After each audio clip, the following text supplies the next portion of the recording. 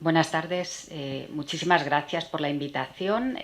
Como dices, es volver a este lugar que echábamos de menos, volver de la mano de FEDER al CREER, pues para hablar de prevención. Es que no puedo pedir más, sinceramente. Efectivamente, comentaba yo que sois muy valientes porque, bueno, somos un colectivo de personas con una serie de enfermedades, y que una persona con una enfermedad quiera pensar en otras personas que puedan venir en lo sucesivo para que no tengan que pasar por lo que todos estamos pasando, realmente es muy valiente y tiene un valor increíble. Por tanto, no puedo más que estar agradecida y, bueno, pues mostrar mi admiración por ese punto de vista tan generoso y tan abierto y tan de futuro, ¿no? Vamos a hablar de prevención primaria. Está claro que cuando una pareja va a tener un hijo, pues reciben múltiples veces esta misma pregunta: ¿qué queréis, que sea niño o niña? Bueno, pues unos nos dirán niño o niña, pero luego todos nos dicen esto: lo que queremos realmente es que el bebé nazca sano, ¿no? Y para eso es muy importante tener en cuenta la prevención. Trabajamos dentro de los Objetivos de Desarrollo Sostenible y en concreto el objetivo 3, salud y bienestar. Y para conseguir esa salud y bienestar es muy importante la prevención. Prevención que también está contemplada en nuestra estrategia de enfermedades raras del Sistema Nacional de Salud, de la cual sabéis que hay 2 ediciones, se ha ido renovando y actualmente, ya después de un proceso de revisión, pues también saldrá una nueva edición, ¿no? Ahí estamos. Hay diferentes niveles de prevención, como ha mencionado María Tomé, bueno, prevención primaria, secundaria, terciaria, y esta mañana también hemos hablado de prevención cuaternaria, que muchas veces no se contempla, pero que para los pacientes es tan importante, ¿no? La prevención primaria, nuestro objetivo siempre es mejorar la salud de las personas de diferentes formas y a distintos niveles en diferentes momentos de todo el proceso de enfermedad. Hay una prevención primordial. Creo que las diapositivas no las veis demasiado, quizá las personas que están en streaming probablemente las vean mejor. Hay una prevención primordial que afecta a toda la población general, y de esta se encargan mucho todas las políticas a nivel de salud y a nivel social. Y una prevención primaria que lo que tiende es a reducir la incidencia, o en términos más coloquiales, la frecuencia de la enfermedad. También una prevención secundaria, una vez que ha aparecido la enfermedad, tratar de reducir sus consecuencias, y una sintomática y ya terciaria, que avanza, progresa un poquito más y lo que procura es reducir también, pero en otra etapa, esas consecuencias de la enfermedad. Nosotros trabajamos dentro de estos 3 niveles principales de prevención. Lo que procuramos fundamentalmente es la prevención primaria, aquella que tiende a evitar que la enfermedad se produzca. Tenemos que poner todos los medios en el origen para tratar de que la enfermedad no aparezca, no que la aniquilemos, sino que no aparezca la enfermedad, ¿vale? Por tanto, en ese sentido tenemos que ir procurando una serie de medidas. Luego vamos a ver unas cuantas. Aquí vemos, bueno, este es un gráfico original de James Heckman, que fue premio Nobel en Economía, que lo que nos decía era que la inversión en capital humano, y en concreto el desarrollo durante la primera infancia, es una inversión inteligente. Él lo veía en términos económicos, inversión, pero en términos sociales también tenemos que verlo como inversión, porque realmente el fruto que se obtiene de esa inversión es súper importante, el más importante para las personas, ¿no? Y vemos que a medida que avanza en el eje horizontal de la gráfica, a medida que avanzamos en las distintas etapas de la vida, bueno, pues el retorno para la sociedad, cuanto antes invirtamos, fijaos aquí en los programas prenatales o los programas más enfocados a los primeros años de la vida, cuanto antes invirtamos, mayor va a ser el retorno para la sociedad, y esto hay que tenerlo muy en cuenta. De modo que si invertimos en el desarrollo prenatal, en la primera infancia, un poquito más adelante, bueno, pues ese retorno para la sociedad va disminuyendo, pero no tenemos que olvidar ninguna de las etapas, eso está claro. No dejarnos a nadie atrás. La prevención, por tanto, es la mejor, o la vemos como la mejor inversión del mundo. Todos conocemos la definición de enfermedad rara, aquella que se produce en la población en menos de 5 por cada 10.000 individuos. Pues bien, dentro del gran grupo de enfermedades raras, que hoy ya se han mencionado, 6.000, 7.000, hasta 10.000, 12.000, algunas estimaciones, bueno, pues un gran grupo de enfermedades raras son los defectos congénitos. Y a su vez muchos defectos congénitos entran dentro de la definición de enfermedad rara y a su vez muchas enfermedades raras tienen un origen congénito.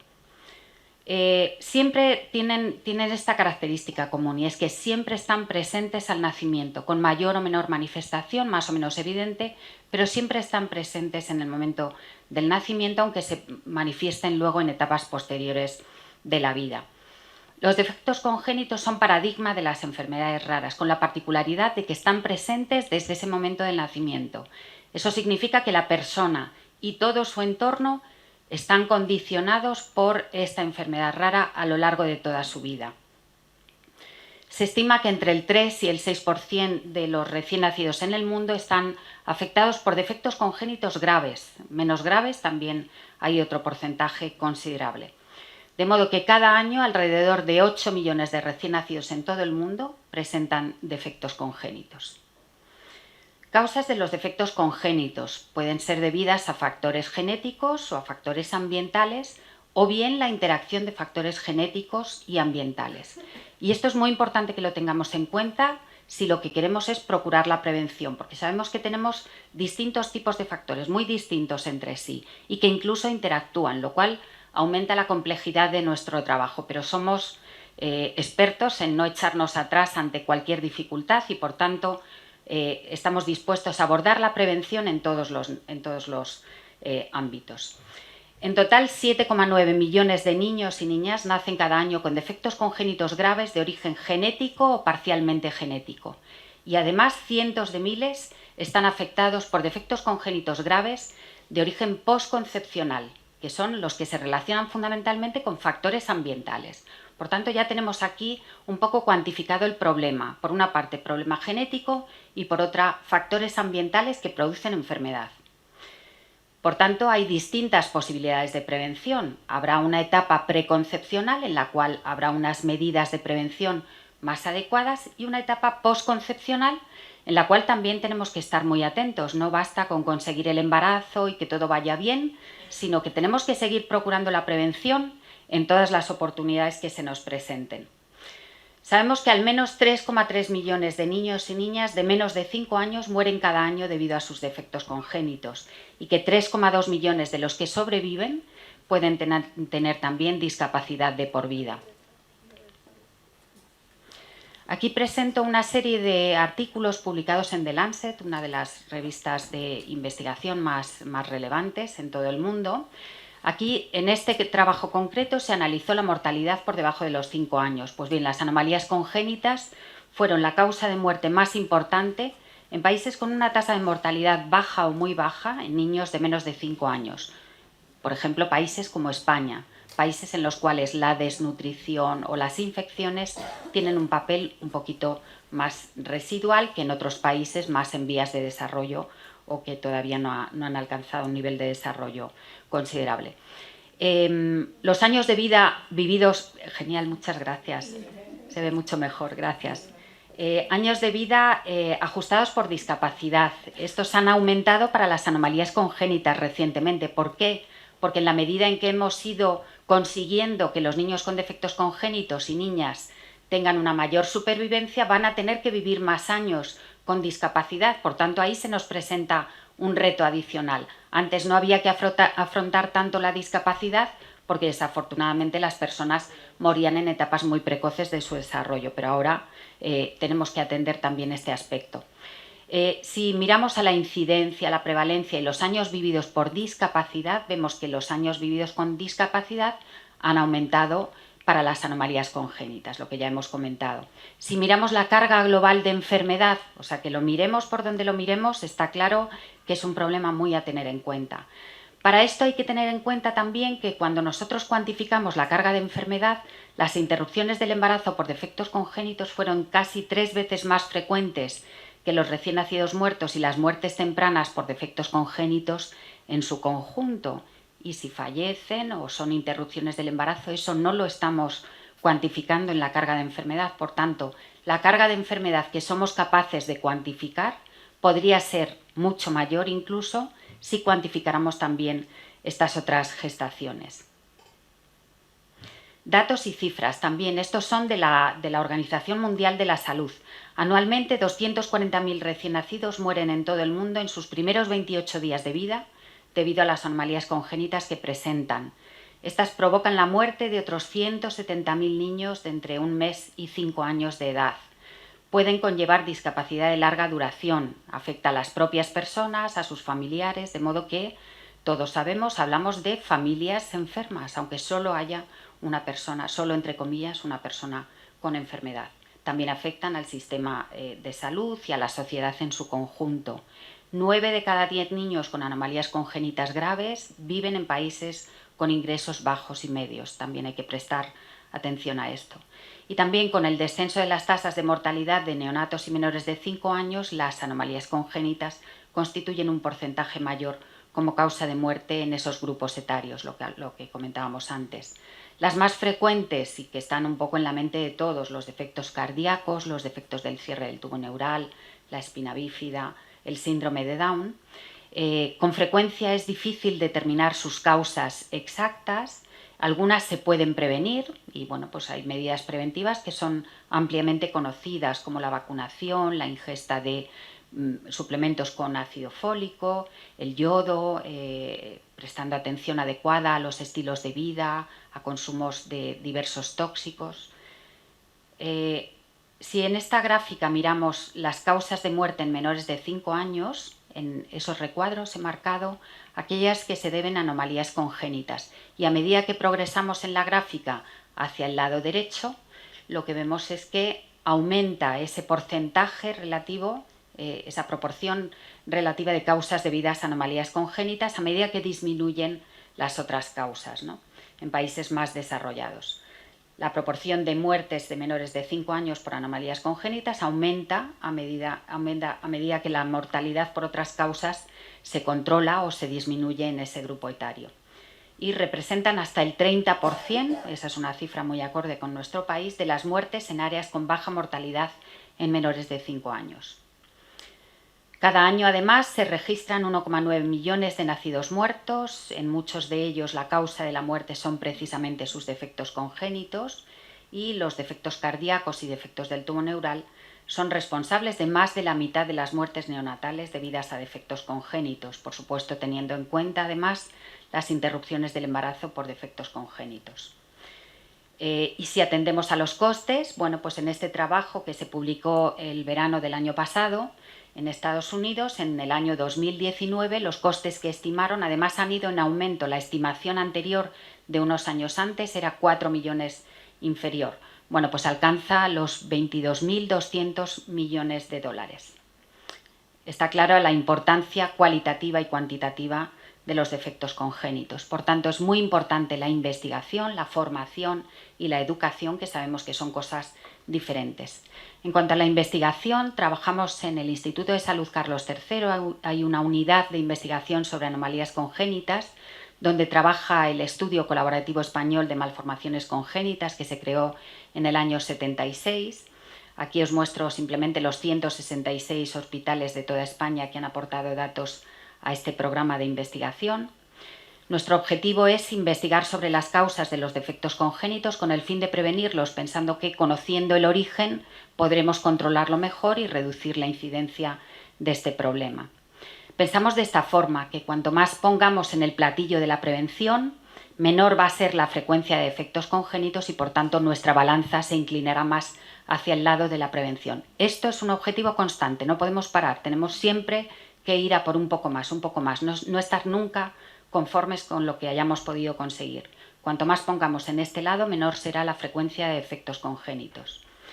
Y a la hora de pensar en prevención primaria, pensamos en múltiples factores. Aquí os pongo algunos. O sea, no tenemos una diana única, tenemos múltiples dianas a las que tenemos que apuntar y para ir a cada diana tenemos que ir de diferentes formas. No tenemos que hacer un abordaje transversal e igual para todos los factores porque nos saldría fatal. Tenemos que hacerlo de forma específica para cada uno de esos factores. Este es un trabajo, unos informes que se generaron a partir del proyecto Europlan, en el que muchos de vosotros habéis estado tan implicados. Hubo una acción conjunta y se publicaron unas recomendaciones europeas para la prevención primaria de anomalías congénitas. Investigamos sobre las causas de los defectos y su prevención. Hay una larga experiencia en su estudio desde la tragedia de la talidomida a principios de los años 60. Hasta el año 62 se consideraba que el útero materno era un ámbito inexpugnable, en el cual el embrión y el feto estaban protegidos de todo tipo de noxas externas, pero a partir de ese momento, bueno, pues hay que pensar siempre que el feto y el embrión están sometidos a múltiples factores y todos ellos, en principio, hay que pensar que podrían alterar su desarrollo prenatal y, por tanto, tenemos que cuidar mucho ese desarrollo incipiente. Las causas de los defectos congénitos, ya hemos dicho, genéticas o ambientales, pero también dentro de las genéticas hay multitud de grupos. Aquí mostramos nada más 2 subgrupos, pero súper amplios, de causa génica, causa cromosómica, y a medida que avanzan las técnicas somos capaces de distinguir más grupos. Y en las ambientales, producidas por factores físicos, químicos o biológicos. Si hablamos de causas de los defectos congénitos, en este trabajo publicado en 2017 por mi colega Marcia Feldkamp en Estados Unidos, veis que el 80% de los recién nacidos con defectos congénitos se desconocía su causa y solo el 20% era de causa conocida. Pues en nuestros datos ese porcentaje de casos de causa desconocida es inferior porque tenemos una definición de todos los casos muy exhaustiva y además tenemos mucha información sobre las exposiciones a lo largo del embarazo y eso nos permite determinar las causas en un mayor porcentaje, alcanzando solo el 60% de casos de causa desconocida. Si miramos a las enfermedades genéticas, bueno, pues estos son datos sacados de OMIM anteayer, día 22 de octubre, y vemos que hay 4.935 genes asociados a un fenotipo patológico y 7.560 fenotipos, porque algunos de los fenotipos, manifestaciones clínicas, se asocian a un mismo gen. Por tanto, estamos ante un mundo, ¿no? Un mundo de genes, un mundo de fenotipos, una auténtica selva en la cual tenemos que movernos con habilidad y con rapidez porque hay personas que están esperando de nuestra investigación y por tanto tenemos que dar respuesta a aquello que se nos requiere. Está claro que tenemos que dar diagnóstico molecular de enfermedades genéticas y también un asesoramiento acorde con ese diagnóstico molecular. Pero también podemos hacer prevención de alteraciones del material genético. Las causas ambientales de los defectos congénitos podemos clasificarlas en 2 grandes grupos, de mutágenos y teratógenos. Los mutágenos son aquellos factores capaces de alterar el material genético, mientras que los teratógenos son cualquier factor ambiental que puede causar una anomalía en la forma o en la función cuando actúa sobre el desarrollo embrionario o fetal. Por tanto, mutágenos pensaremos en exposiciones maternas o paternas, mientras que en el caso de los teratógenos pensaremos prácticamente de forma exclusiva en exposiciones maternas, durante el embarazo especialmente, aunque algunas también pueden tener efecto si han empezado a actuar preconcepcionalmente. Causas ambientales de los defectos congénitos hay muchas. Aquí os muestro simplemente algunos grupos de todas ellas. Medicamentos, enfermedades agudas maternas, infecciones, diabetes gestacional, enfermedades crónicas maternas como por ejemplo la diabetes, la exposición a químicos, el tolueno, el mercurio, hay muchísimos. Factores físicos como las radiaciones ionizantes, las altas temperaturas, las fuerzas mecánicas, estilos de vida, el consumo de tóxicos como el tabaco, el alcohol, drogas, nutrición, hay deficiencias nutricionales que también afectan al desarrollo prenatal. Y exposiciones paternas, no debemos olvidarnos también del padre, ¿no? El embarazo es una cosa de 2, de la madre y el padre. En nuestra investigación, cuando hacemos vigilancia epidemiológica sobre defectos congénitos, la hipótesis bajo la cual trabajamos es esta. Si encontramos una distribución de frecuencia en la cual de pronto vemos este aumento de la frecuencia a lo largo del tiempo, tenemos que pensar qué es lo que ha ocurrido aquí. Y la hipótesis bajo la cual trabajamos es que en este momento o se ha introducido un nuevo teratógeno o ha cambiado la distribución del teratógeno de modo que hay más embarazadas expuestas, ¿no? Y ahí es donde empieza la investigación sobre las causas. Hacemos vigilancia de factores de riesgo, múltiples factores de riesgo. Por ejemplo, el tabaco, tenemos que vigilar su evolución a lo largo del tiempo en España, cómo están consumiendo tabaco las mujeres durante el embarazo, para diseñar medidas de prevención que vayan específicamente dirigidas a un estrato social o a un grupo de nuestra sociedad que vaya a poder ejercer la prevención en ese sentido, evitando fumar durante el embarazo. Aquí, por ejemplo, muestro la frecuencia de defectos congénitos en diferentes grupos étnicos. Si nos fijamos en la parte derecha de la gráfica, la etnia blanca autóctona, veis que es la que menor frecuencia de defectos congénitos presenta. Por tanto, está claro que hay que diseñar medidas preventivas que vayan dirigidas a todos los grupos étnicos, y para cada uno de ellos tendremos que hablar en un lenguaje que sea comprensible, no solo en términos de lengua, sino también pues de hábitos, de costumbres que son propias de los diferentes grupos étnicos, y a cada uno tendremos que dirigirnos en un lenguaje que sea perfectamente entendible si queremos que ejerzan la prevención también a nivel individual. Aquí muestro, por ejemplo, la vigilancia del consumo de medicamentos durante el embarazo. Tenemos servicios de información sobre teratógenos dirigidos a profesionales sanitarios y a población general, en los cuales se informa sobre los distintos riesgos durante el embarazo, de las distintas exposiciones en el embarazo. Trabajamos en red, también en redes internacionales, europeas y mundiales. Aquí, por ejemplo, muestro un artículo que publicamos hace unos años que tiene un título un poquito bastante transgresor, ¿no? Prevención de defectos del tubo neural en Europa, un fallo de salud pública. Es un fallo de salud pública, porque de alguna manera no se están adoptando medidas de prevención que se están adoptando en otros lugares de todo el mundo, como la fortificación de las harinas con ácido fólico, y en otros lugares del mundo sí se está detectando una disminución de la frecuencia de los defectos del tubo neural que en Europa no se está ejerciendo. En este estudio se sugiere que el fallo para implementar la fortificación obligatoria con ácido fólico de las harinas en 28 países europeos continúa siendo la causa de los defectos del tubo neural y ocurre en unos 1000 embarazos cada año. Entre 1998 y 2017, por ejemplo, en España se podrían haber prevenido unos 1.300 casos de defectos del tubo neural mediante la fortificación de harinas. Los Centros para Control de Enfermedades de Atlanta estiman que el coste de atención a una persona con espina bífida alcanza 493.000 euros sin gastos en cuidados. Eso no teniendo en cuenta el tremendo drama humano que supone, ¿no? En España, por datos del Instituto Nacional de Estadística, sabemos que se consumen 3.598.000 toneladas de harina por año, y el coste de la fortificación está en torno a 0,9 euros por tonelada, un coste bajísimo, de modo que fortificar toda la harina en España supondría 3.238.200 euros, lo que equivale al coste de atención de 4,78 personas con espina bífida. Imaginaos qué diferencia entre coste y beneficio, ¿no?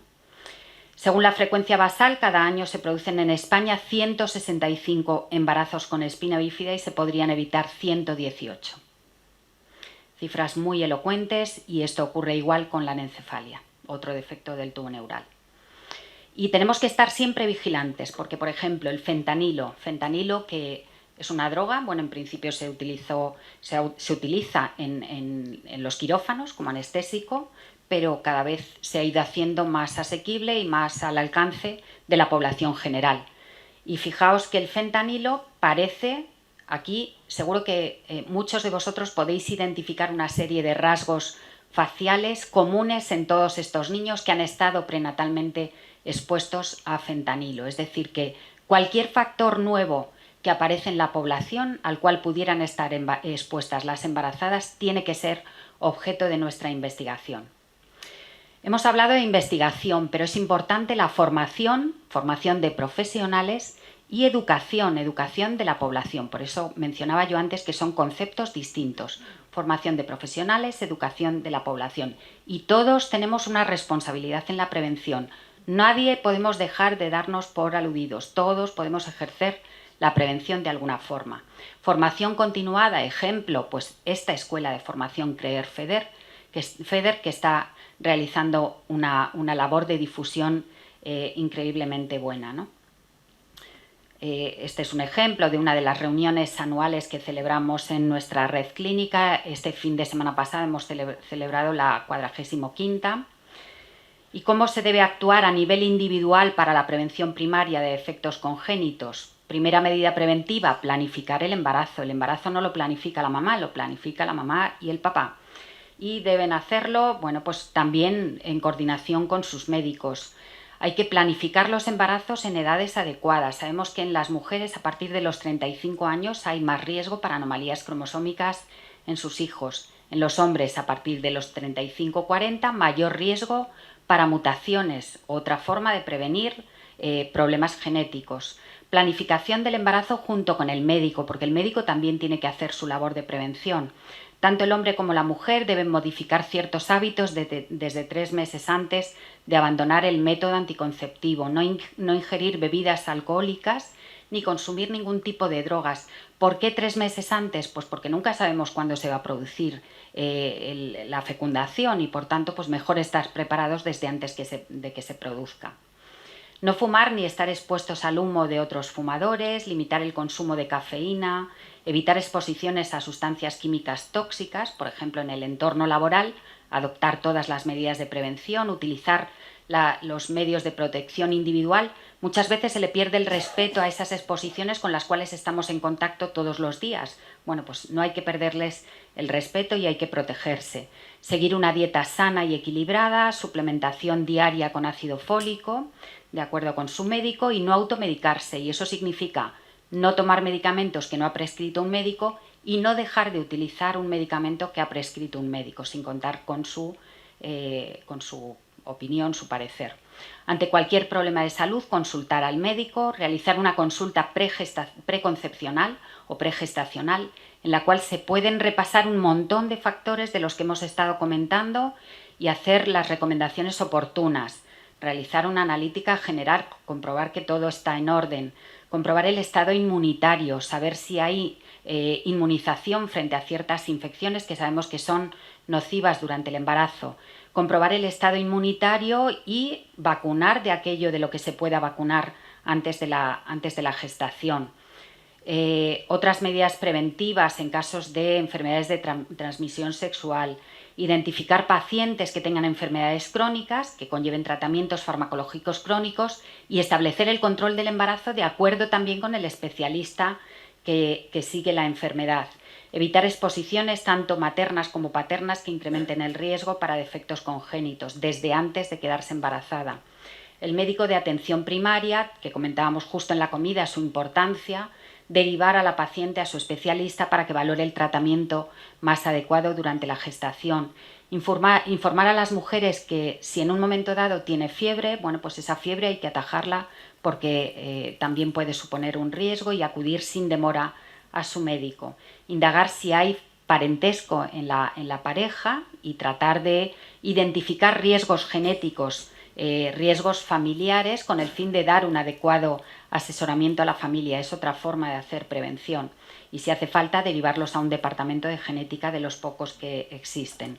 Derivar al ginecólogo para que también previamente a la gestación realice un reconocimiento. Como veis, son muchísimas medidas preventivas, muchos defectos congénitos se pueden prevenir, pero la realidad es que, por ejemplo, esta es la realidad. Desde el año 73 se sabe que el alcohol causa defectos congénitos, es un teratógeno, pero 51 años después muchas mujeres siguen bebiendo durante el embarazo. Si pensamos en alcohol, pues pensamos en grandes bebedores alemanes, los británicos beben mucho, ¿no? Pero si repasamos en nuestros álbumes de juventud, pues es posible que encontremos alguna fotografía de estas en una de nuestras plazas de cualquiera de nuestras ciudades, ¿no? Bebiendo alcohol. Sabemos que el alcohol, en cuanto se bebe, rápidamente alcanza todo el torrente circulatorio y el alcohol pasa rápidamente de la madre al embrión y el feto. E igual que consideramos esta imagen como inadecuada, lo es que su madre beba durante el embarazo y que le esté transmitiendo ese alcohol que perjudica su desarrollo. El alcohol produce múltiples problemas en el embrión y el feto y es la primera causa no genética de discapacidad intelectual. y tenemos que darnos por aludidos si no se puede beber durante el embarazo. No hay que beber, no hay ninguna cantidad que se pueda considerar segura durante el embarazo si se está embarazada o se está planificando un embarazo. Y mientras no se conozcan todos los factores que pueden causar defectos congénitos, la mejor medida preventiva es actuar como si ya se estuviera embarazada desde antes de estarlo. Cuando ya en pacientes con defectos congénitos se puede ejercer también prevención secundaria, y no me voy a meter mucho en esto para no entrar en otras presentaciones que van a tener lugar a lo largo de la tarde. Vamos a hablar también de los casos sin diagnóstico. Ya para finalizar, SPEIN-UDP es el programa del IER, del Instituto de Investigación de Enfermedades Raras para casos sin diagnóstico, donde tu diagnóstico es nuestro reto compartido. Es el programa, ya lo hemos comentado, esta es la página web donde se puede encontrar más información en cada una de sus distintas pestañas. Esto ha cambiado un poquito la fisonomía. SPEIN-UDP está muy conectado con el Biobanco Nacional de Enfermedades Raras, del cual hablábamos también en la comida.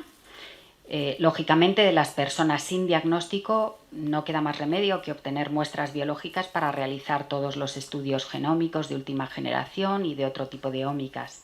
Y también está conectado al registro de pacientes de enfermedades raras, porque todos los datos de los pacientes sin diagnóstico debemos conservarlos y ponerlos a disposición de todo nuestro equipo para que puedan ser analizados en detalle con el fin de llegar a ese diagnóstico, y lo que queremos es que toda esa información tan sensible esté conservada, esté guardada dentro de un entorno altamente seguro, de alta seguridad, como es la plataforma de registro REPER, Registro de Pacientes de Enfermedades Raras.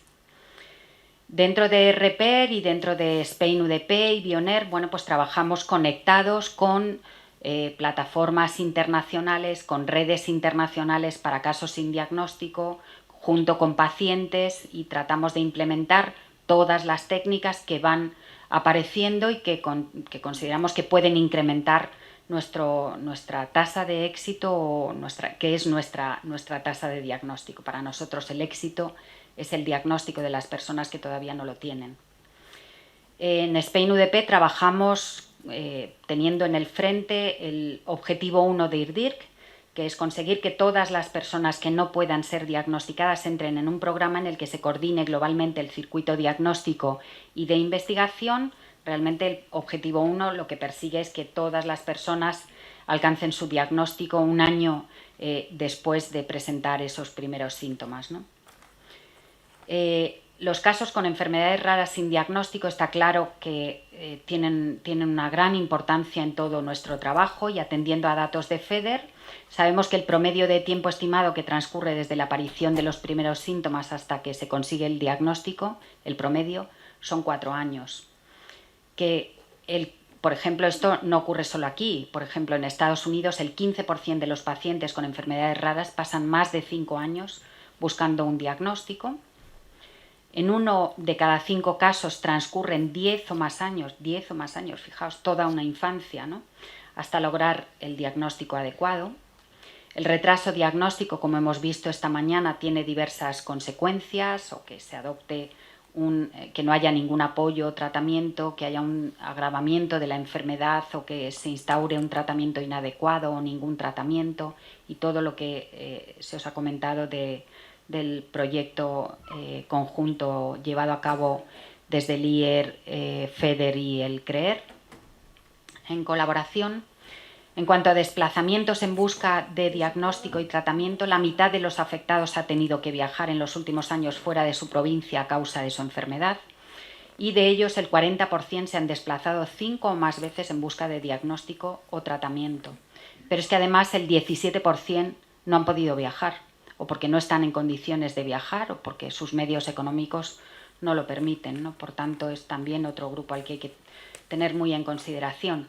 Y si vivir con una enfermedad rara es un camino a la montaña, claramente en los casos sin diagnóstico la pendiente en ese camino a la montaña, la pendiente se incrementa mucho.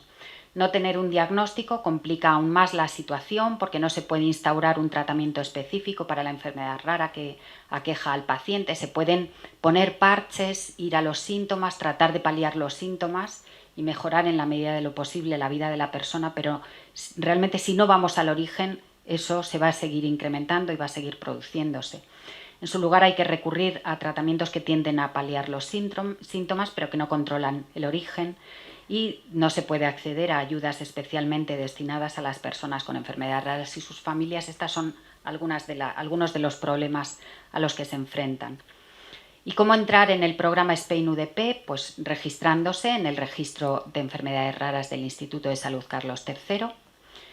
Hay un registro web o registro postal, o sea que todas las personas más o menos tecnológicas pueden registrarse. Esa es la dirección. Tienes una enfermedad rara pero no consiguen identificar cuál es, sigues sin diagnóstico, entonces puedes entrar en Spain UDP. Es cierto que hay que cumplir una serie de características, generalmente pues que se hayan realizado todas las pruebas, que se hayan agotado todos los medios diagnósticos que nos ofrece el Sistema Nacional de Salud y que a pesar de todo ello no se haya llegado al diagnóstico. Tienes una enfermedad rara y quieres donar una muestra al Biobanco Nacional de Enfermedades Raras para que se investigue sobre tu enfermedad, para tratar de que haya múltiples pacientes que han donado sus muestras y que esa enfermedad adquiera un interés por la probabilidad de conseguir resultados de utilidad si tenemos un mayor número de pacientes incluidos. Bueno, pues se puede donar una muestra al Biobanco Nacional de Enfermedades Raras. Todo esto son estrategias que en el fondo contribuyen a la prevención de enfermedades raras. Uy, esto no pasa. Ya acabamos. Nuestro objetivo es la investigación para la prevención, para que los niños nazcan sanos y para que las personas con enfermedades raras puedan alcanzar su curación. Ese era el ideal que comentábamos también en la comida, ¿no? Ojalá. Y con esto finalizo. Nuestro objetivo final es este y os agradezco mucho vuestra atención. Muchas gracias.